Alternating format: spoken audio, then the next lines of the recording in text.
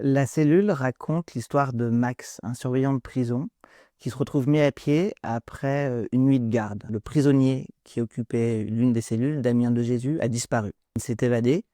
Le souci, c'est que personne ne sait comment. Sa cellule est intacte, les barreaux, la porte, rien n'a bougé.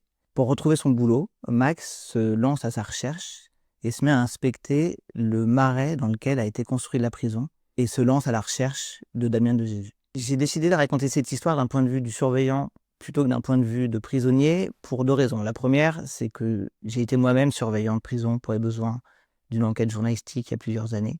Et donc, je connais bien l'univers des surveillants, comment ils fonctionnent.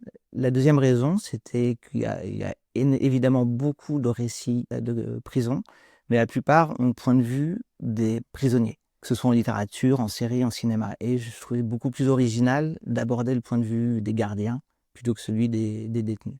Il n'y a pas les bons d'un côté, les méchants de l'autre, c'est pas les gentils surveillants, les méchants détenus, ou l'inverse, en fonction des croyances de chacun. C'est vraiment une zone grise, un univers assez flou, où les deux se mélangent. Les relations surveillants-prisonniers peuvent être aussi parfois très humaines, et c'est ça qui est intéressant de raconter. Cette zone de flou et de gris.